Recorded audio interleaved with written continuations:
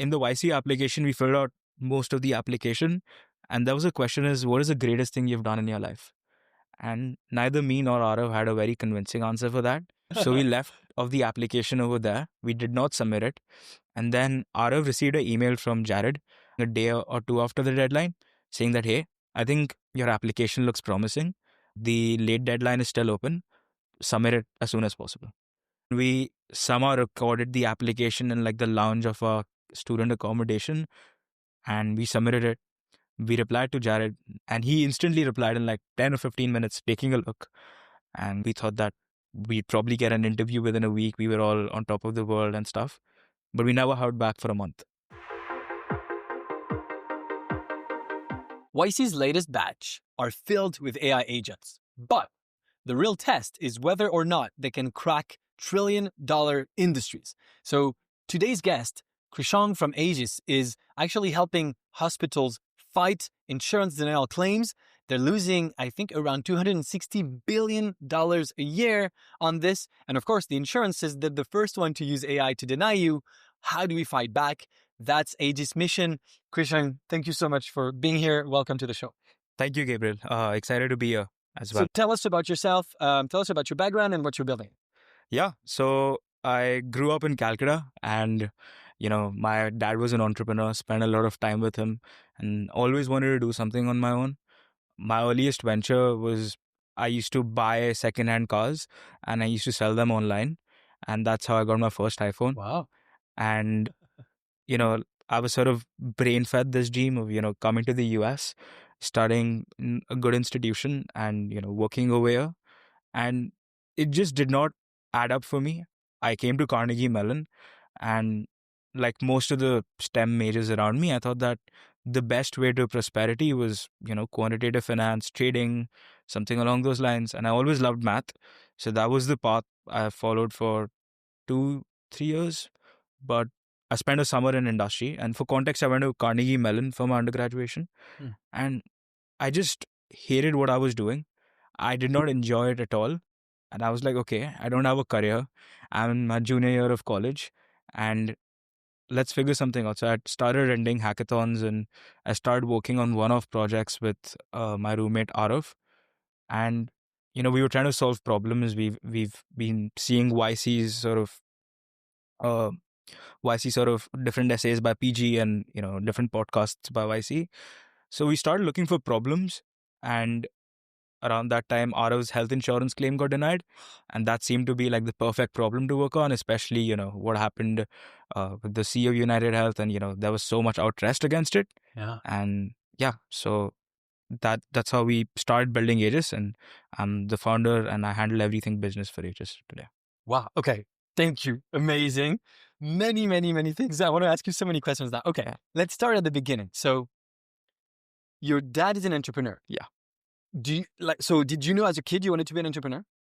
No, I enjoyed it, but I didn't know if that is something I wanted to do because growing up in India, you sort of fed this dream that, okay, if you do really, really well, the best place for you to be in is America, working at like some insanely big organization there and contributing to a bigger company there.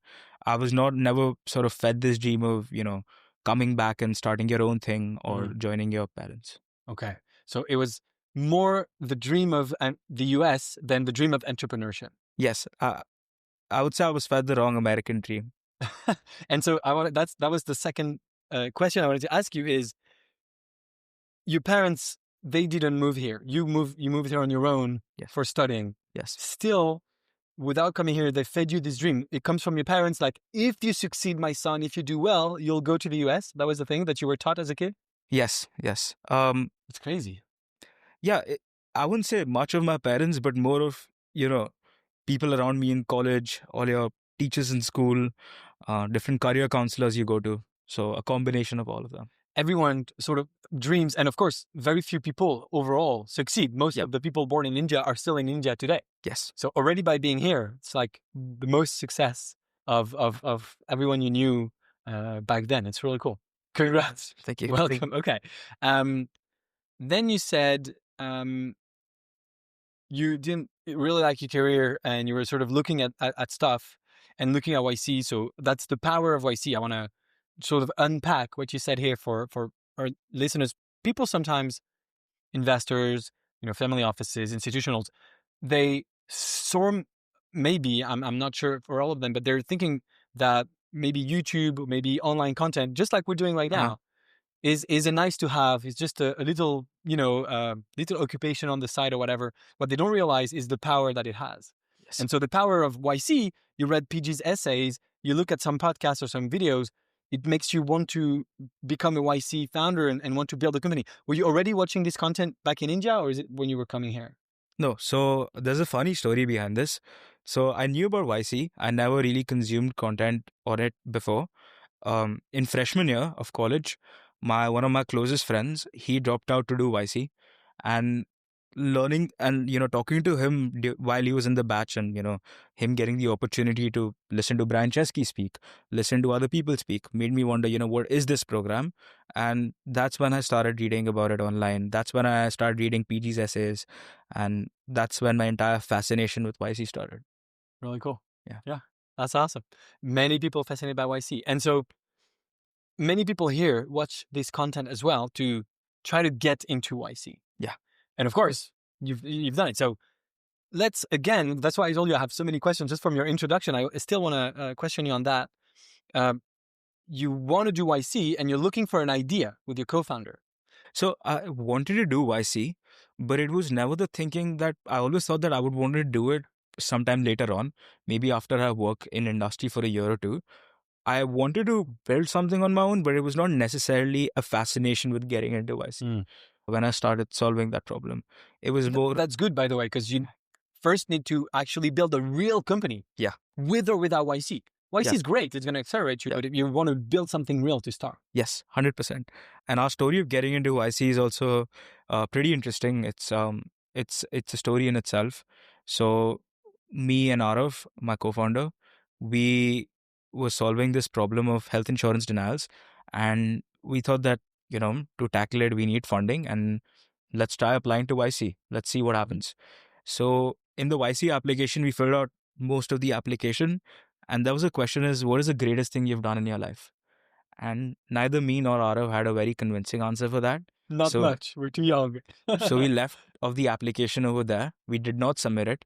And then Arav received an email from Jared at, I think a day or two after the deadline, saying that, hey, I think your application looks promising. The late deadline is still open. Submit it as soon as possible. And I think me and Arav stayed up till 6 or 7 that night. I had a midterm the next day, and I absolutely did not do well in it.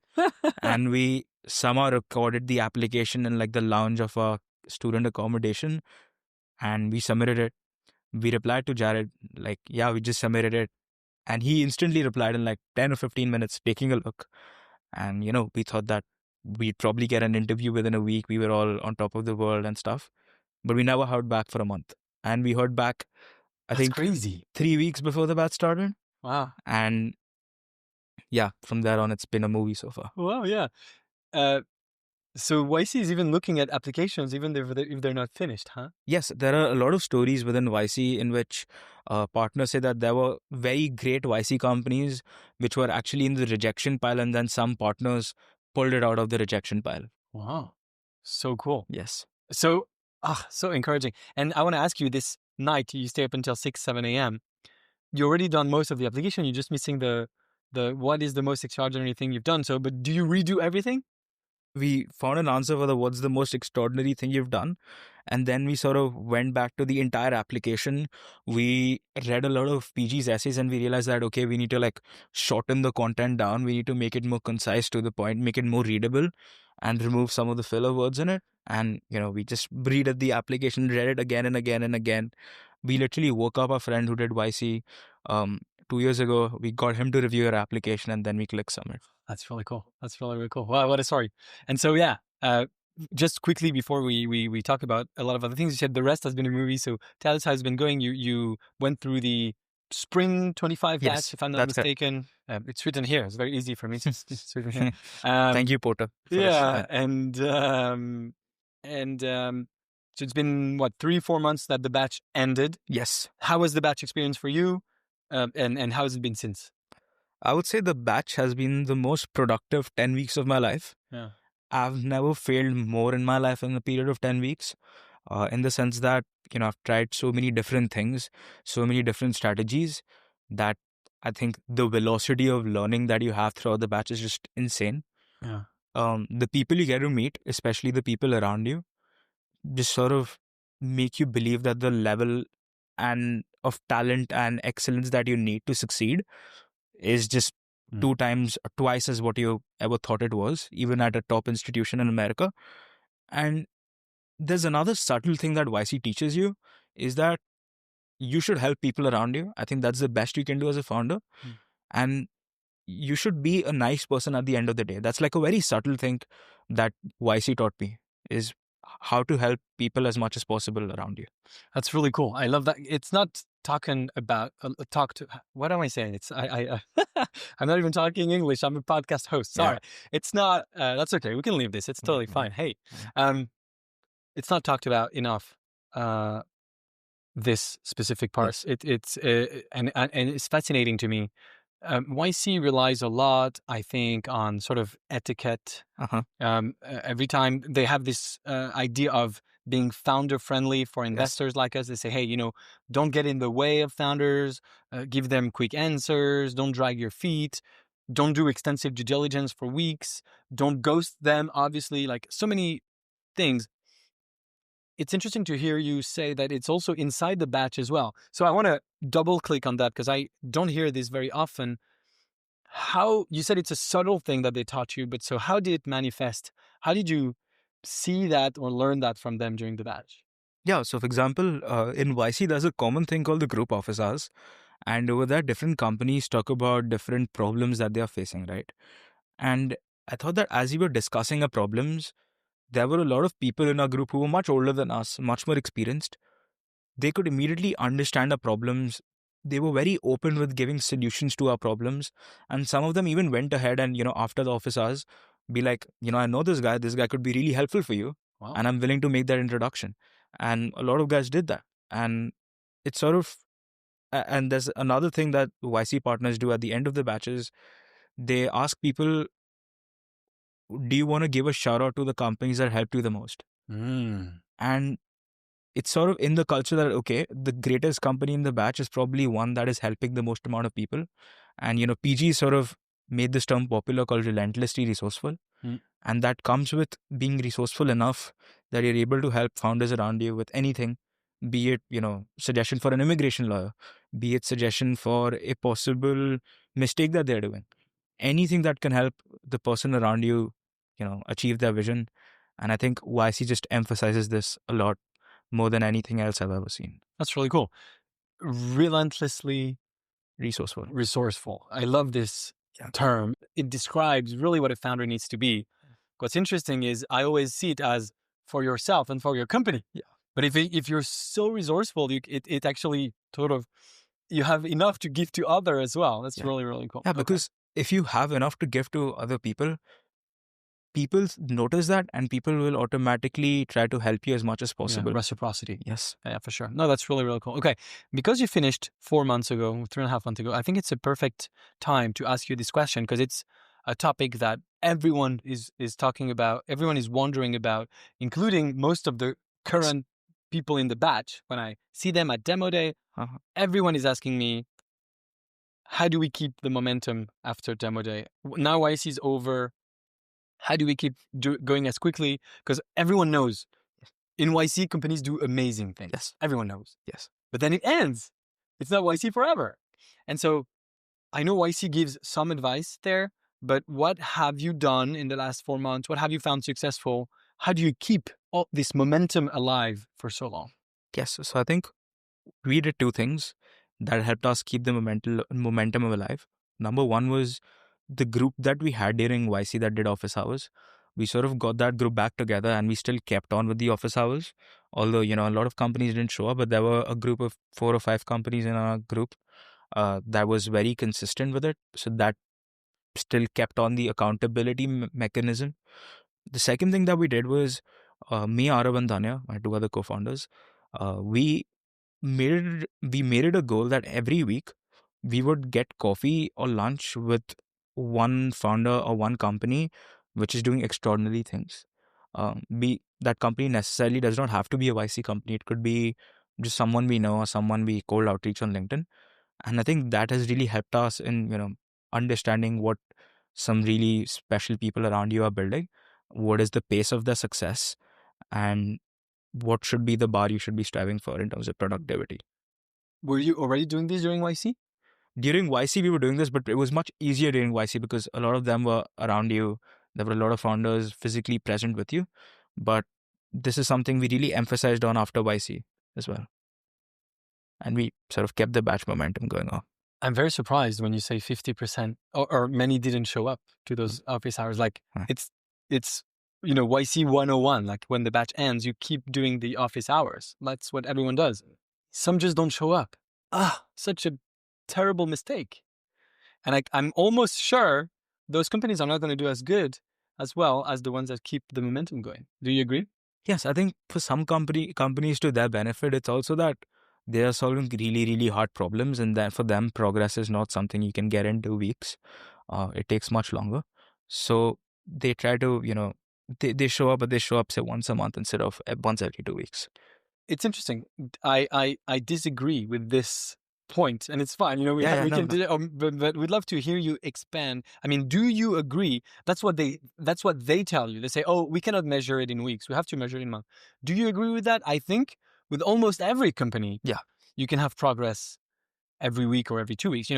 Even with deep tech, even with whatever it is, there's still, maybe it's not revenue direct contract sold, but still your MVP can progress, or your contacts and negotiation of contracts can, whatever it is. But I'm convinced that with any company, you can actually every 2 weeks move forward.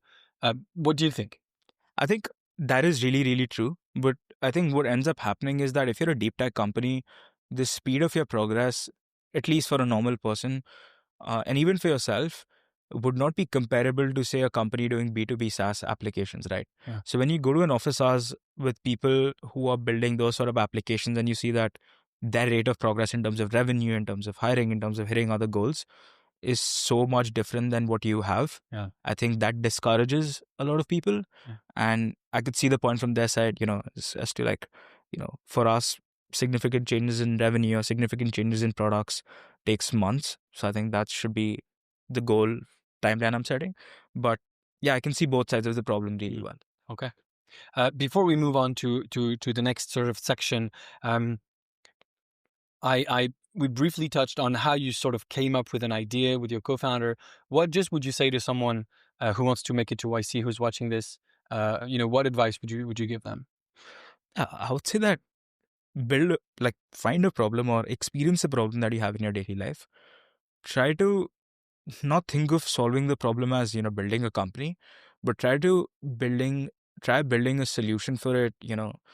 Nowadays it's much more simpler with Replit, with Lovable and stuff. Try building like a prototype, and then try reaching out to as many people as possible that who would be interested in solving that problem for themselves, and seeing that if they would be interested in whatever you're building, doing that discovery and exploration process.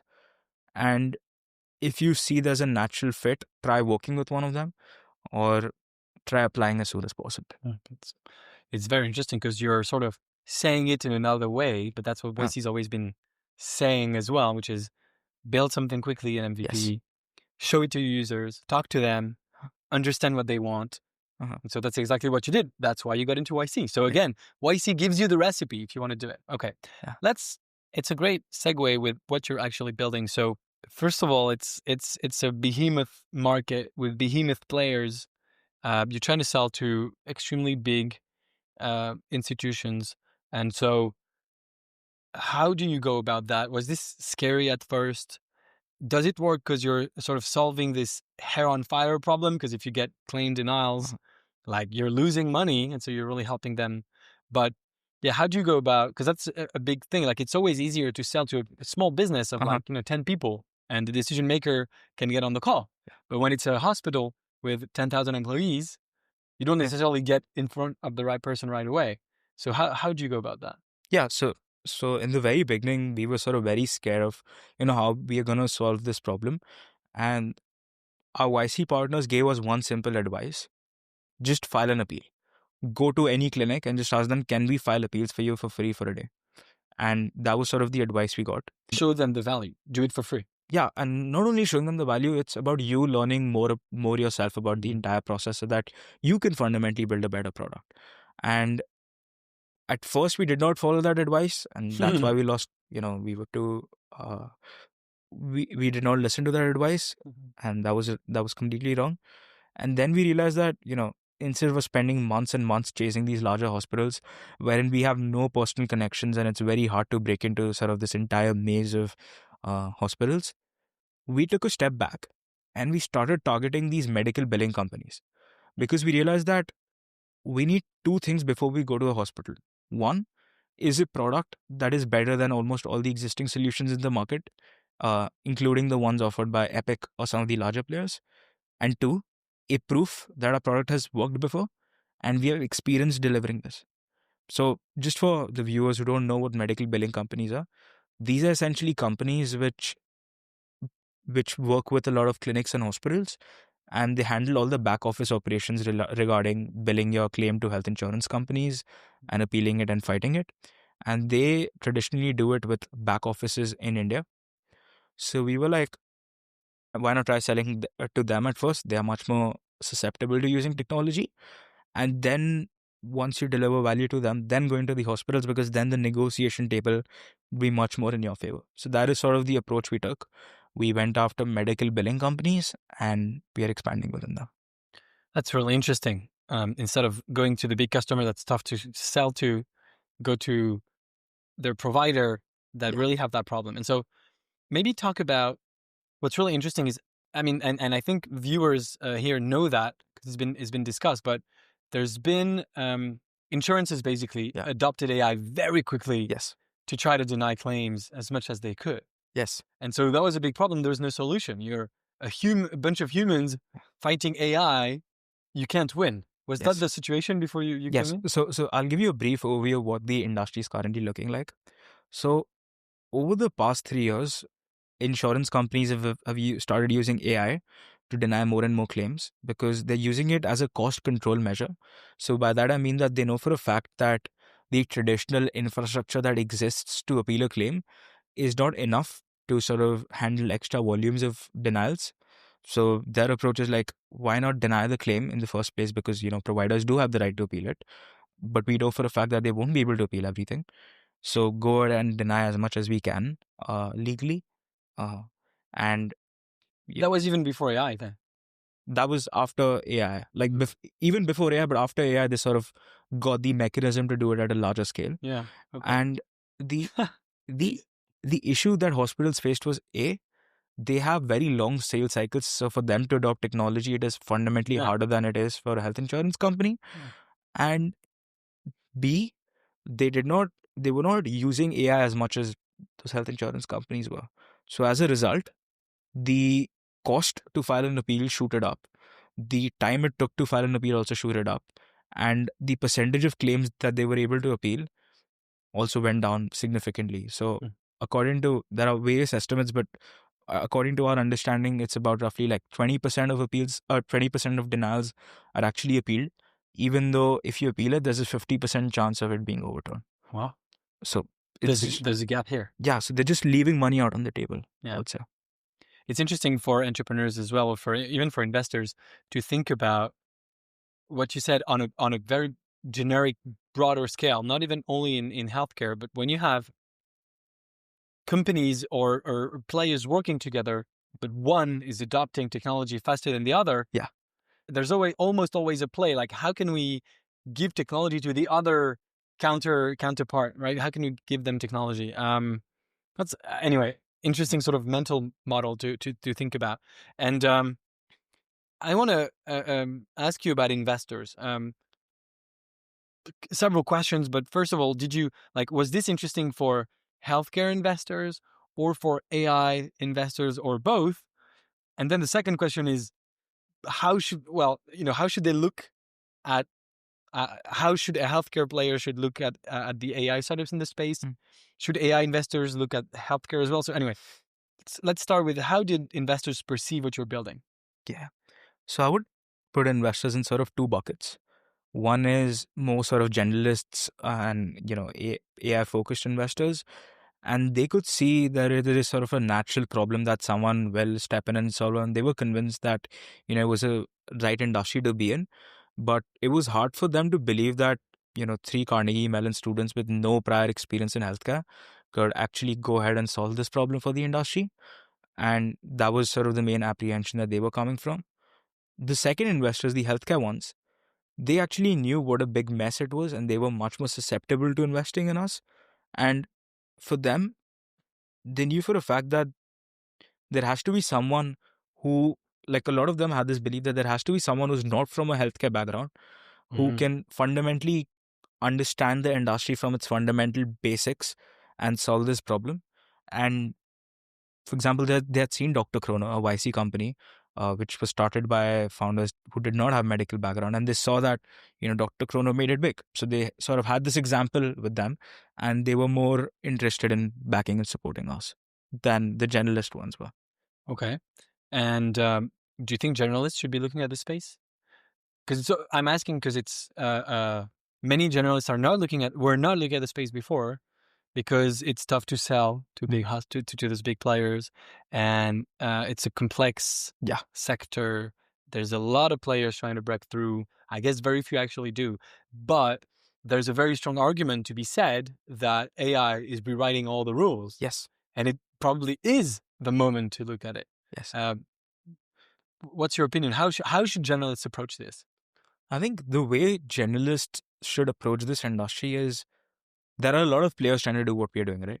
But I think the one who would win it is the one who fundamentally understands the space, the one who's fundamentally able to go up against the wall and sell to hospitals given how complex and difficult it is, and the one who has a solid team which can build and ship products really fast.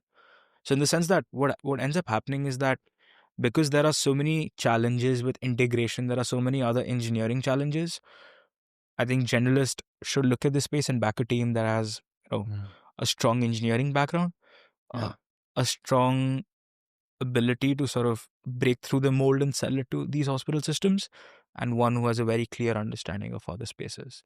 And I should add, but you said it, someone that's able to iterate quickly, Yes. go through a lot of cycles. And that's always an advantage of investing in a YC company is you guys are trained on this. They teach you for 3 months how to just iterate quickly, super quickly Yes. compared to other companies. That's very interesting. How do you differentiate in the space, maybe in your batch? I'm sure you saw that, Yeah. or in the YC ecosystem of alumni in the same space. And I'm asking again for investors. We Yeah. have lots of investors watching this. I'm an investor. I'm also, Yeah. it's interesting for me, obviously. How do you differentiate between an actual company and, we want to invest in unicorns, maybe decacorns, 10 billion Yeah. plus, what we call fund returners, right? Yeah. We're always looking for that one startup that's going to return the entire fund. Yes. How do you differentiate between this that's going to build a big company and sort of I almost want to say, and it's obviously too pejorative, but almost a dev shop, building technical solutions, Hmm. but just being, I guess, integrators of code and AI. And those are like early on, they could probably look very similar, Yes. but of course, it's really not the same outcome. So how do you differentiate even yourself? How do you make sure you're building for the first option and not the second? Because that's what you want. Instead of focusing on a solution, we focus on the problem. So a lot of the companies in a batch, or not in a batch, but in general in the space, they focus on a solution which is appealing denials, right? But we focus on the problem that is how do you get hospitals money quicker from health insurance companies without them spending time on it? And appealing health insurance denials is one of the ways. And our vision is not just appealing denials, but we also want to be able in the future to sort of lend hospitals money against the health insurance denied claims. So, for example, if you're a hospital and if you have, say, millions of dollars in denied claims, I want to build a company that is able to, even in the future, be able to give them money against those denied claims, and then then appeal it myself, or provide. You take them off of their balance sheet, you give them money, you buy them for 50%, 80%, whatever, Yes. and then you do. That's pretty cool, pretty smart. So I would say that people who have that vision of fundamentally changing what it is like to be a hospital would be the one becoming fund returners in the space. And people who are willing to wait it out. So for example, for us, right, I know you yourself mentioned traction is very important, but in our space it is very difficult to sort of break in the mold of these Yeah. large hospitals and RCM is. companies. And for example, Dr. Chrono, right? They took years to sort of get their momentum and velocity. So I feel it's very important to choose companies. Daniel has been on this podcast, actually. Daniel? Yeah. Daniel? Yeah. Yeah. And it's very hard for a lot of companies to, stay put for a year without a lot of progress and, still continue on building that dream. Yeah. Yeah, it makes it difficult for me to invest in the space. Yes. For that specific reason. So, of course, you could tell me, well, Gabriel, you have to change your model. You have to invest in those companies earlier. Yeah.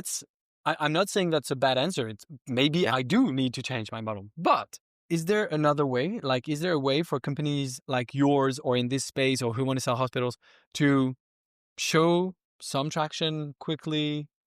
If yes, how? How did you do it? What metric did you reach at your demo day, and how did you get there? Because you don't show up at demo day, nor you nor anyone, with zero traction, zero nothing. You have to have revenue or LOIs or something. How did you go about that in 10 weeks? Because of course 10 weeks is very fast. Yeah. So to the credit of our YC partner Aaron and John, they set a goal that you just have to have maybe one large happy customer who is using your product, who's That's giving already you feedback, very good. Yeah. who's giving you feedback, and who loves your solution. And that was sort of the goal we went to demo day with. We had this one large medical billing company, which was trusting us to appeal denials for roughly 80 of the anesthesia clinics. That's and huge. and they were really interested in a solution, to the point that we would literally be on the call with their team members, trying to reiterate on certain features, manually testing out a product with medical data, so on and so forth, and even getting medical data from them in a de-identified way to build out our models and everything. That was the traction we went to demo day with. And I think an early indicator of traction in this space could be that, do you have people willing to A, pay for your solution, B, trust you with their medical data? That's good. Yeah. They're ready to pay you. They're trusting you with the data. That's awesome. Yeah, okay. And so you did make it happen in 10 weeks. Yes. So it is possible. Yes. When you say, oh, in this space, it takes a long time. You did it in 10 weeks yet. So maybe I don't need to change my model after all. That's good. That's reassuring for me. And so what's interesting as well is you're able to do this in 10 weeks. Yes. Cut through the noise, go super quickly. I'm guessing, I want to ask you, but I'm guessing the YC network helped already. Just the YC brand, when they see you, that, oh, we're a small startup, is, hey, we're a YC startup. Is that changing their perception? 100%. So even for when we register for conferences, we are able to get slots because, they look at Y Combinator, they see we are a YC-backed company, and they see that a lot of YC fabulous companies like Airbnb and Stripe, they immediately, ready to give us slots and exhibit in conferences. That's really cool. Okay. What about the network?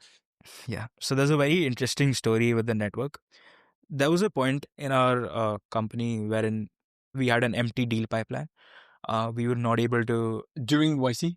It was just after YC. Yeah, obviously that's a problem, right? Yes. And we did not know what to do. So as a last resort, I started reaching out to a lot of YC founders who've built in healthcare before. And on the internal tool, you just write to them, right? Yeah. I just... some I sent them a Bookface message or LinkedIn message. And most of them answer. That's the beauty of YC, right? Yes. And so good. So powerful. And that was keep going, yeah. There was this one founder who was like, okay, let's get on a Zoom call, and I'll help you out. I literally spent the next 50 minutes with him on a Zoom call, rewriting our entire go-to-market strategy, and him basically giving me out a list of 10 or 15 names and be like, these are the people who you should reach out to, who would be interested and who would give you valuable advice. Wow. And you can use my name to go out to them. And not only that, I even, and that was so helpful that I ended up going on a walk with him for like an hour and, just speaking out my mind about my different problems. It was like a one-on-one office hours with him. It's perfect. And that completely changed the direction of Aegis. Wow. And I think that is something I never expected even in my wildest dreams. Yeah. That would happen. And he just did it because you're a YC founder just to help you. Yeah. And at first, we were like, okay, what does he want in return and everything like that. And But he doesn't want anything in return. No, and when I asked him that question, he was just like, I've been in your same position and I would like to help out people in the YC community as much as possible. And, that was just so fabulous because especially when you're just like very down in your business and you don't know what to do and you suddenly have this person like an angel just come in and help you out. I think that's a fabulous thing to have.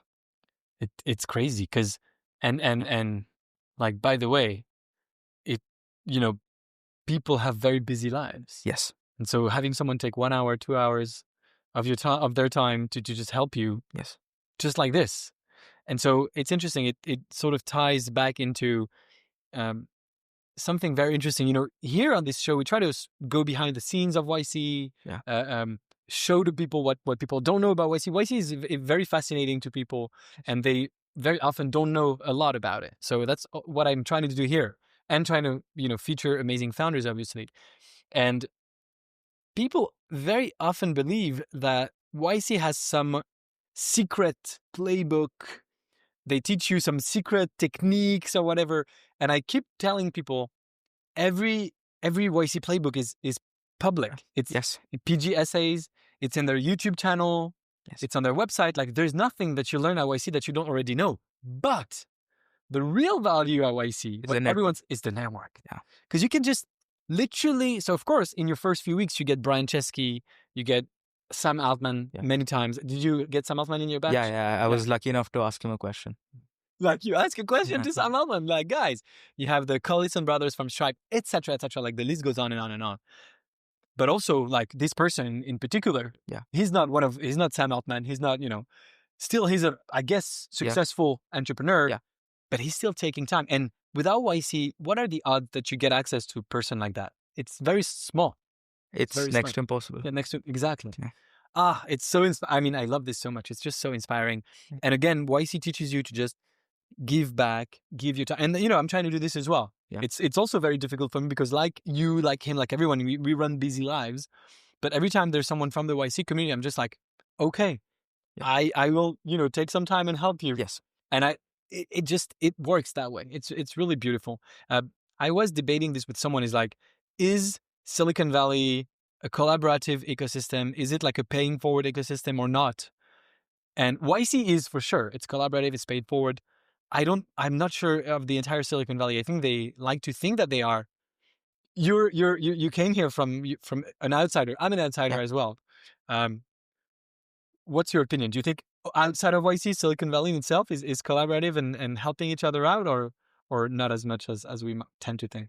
I think I've adapted to Silicon Valley and I can call it home faster than I've ever had in any other city in the US. And that's good to hear. I've had a very, very collaborative, like, people over here have been super nice to me. Even people outside of YC, I would say.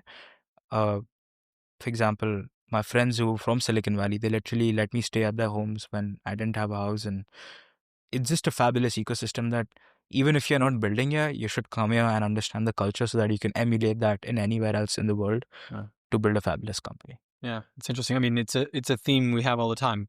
You should be coming here to build your business. Still, people resist it. I have also people from YC in this chair, and they tell me, "Oh, we're going back to Europe." I mean, they have their reasons, and we have a debate, and I respect everyone's opinion. But if you're here, you just have to. I think there's a brand called New York Nova. I would say Silicon Valley Nova. Yeah, for sure, exactly. And all. It's interesting. Most of those YC alumni, most of the YC network is here. Yes. 100%. So again, if you're not here, you're not piggybacking on this network. So it happens here. Yeah, I think YC says increase the surface area of your luck. That's PG's famous saying. Increase the surface area of your luck. Yeah, I love this again. And I think there's no better place to do that other than Silicon Valley. Yeah. You keep quoting those amazing PG and YC stuff. Like everyone can see, like you've studying Yeah. like a lot. Like you know this very well. Yeah.